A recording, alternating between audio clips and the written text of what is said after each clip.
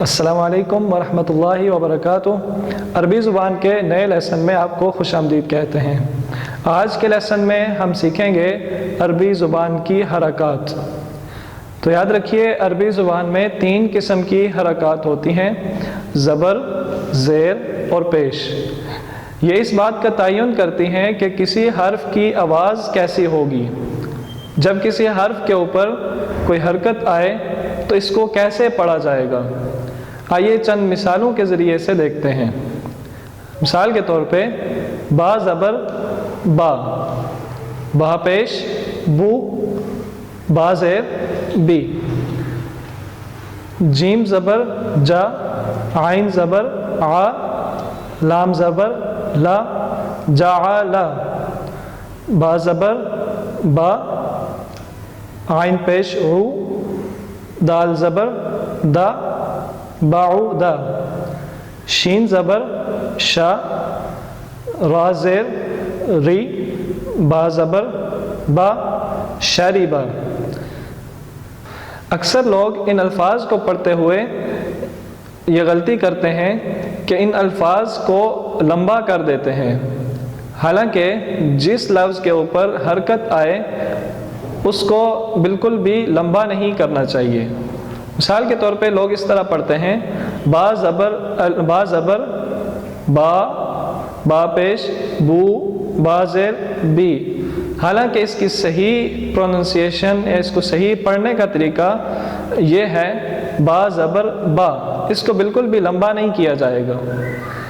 اس کو لمبا صرف اسی صورت میں کیا جائے گا کہ اس کے آگے کوئی لفظ آئے جو اس کو لمبا کرے۔ مثال کے طور پہ با زبر با کے آگے اگر الف لگا دیا جائے تو پھر اس کو با زبر الف با پڑھا جائے گا، اور اگر با پیش کے آگے واو لگا دیا جائے تو پھر اس کو با پیش واو بو پڑھا جائے گا، اور اگر با زیر کے آگے یا لگا دیا جائے تو پھر اس کو با زیر یا بی پڑھا جائے گا۔ پچھلے لیسن میں ہم نے الف اور حمزہ کے درمیان فرق سیکھا تھا۔ اس بات کا تعین کیسے کیا جا سکتا ہے کہ کوئی حرف الف ہے یا حمزہ؟ تو یاد رکھیے، جب کسی الف کے اوپر زبر، زیر یا پیش میں سے کوئی حرکت آئے تو وہ ہوگا حمزہ، اور اگر الف کے اوپر کوئی بھی حرکت نہ ہو، نہ زبر نہ زیر نہ پیش، تو اس کو الف پڑھا جائے گا۔ الف ہمیشہ لفظ کو لمبا کرنے کے لیے استعمال کیا جاتا ہے، جیسے با زبر الف با۔ آپ سوچ رہے ہوں گے کہ اگر حرکات صرف 3 ہیں تو پھر یہ علامت کس چیز کی ہے؟ اس علامت کو سکون کہا جاتا ہے۔ جب کسی حرف پہ سکون آئے تو اس کا مطلب ہے کہ اس حرف پر زبر، زیر یا پیش میں سے کوئی بھی حرکت نہیں ہے۔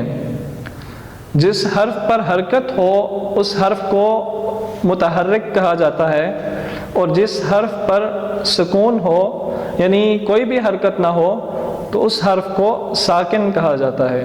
مثال کے طور پہ الحمد، اس میں حمزہ، ہا اور دال یہ سب متحرک حروف ہیں، اور لام اور میم یہ ساکن حروف ہیں۔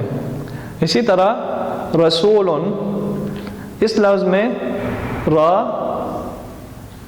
سین اور لام یہ سب متحرک حروف ہیں، اور واو ساکن حرف ہے۔ قرآن میں آپ نے اکثر جگہ ان تینوں حرکات کو 2 دفعہ دیکھا ہوگا، یعنی 2 زبر، 2 زیر اور 2 پیش۔ ان ڈبل حرکات کو تنوین کہا جاتا ہے۔ یہ تھی عربی کی حرکات۔ اگلے لیسن میں ہم اسم کے بارے میں پڑھیں گے۔ اپنا خیال رکھیے گا۔ السلام علیکم ورحمۃ اللہ وبرکاتہ۔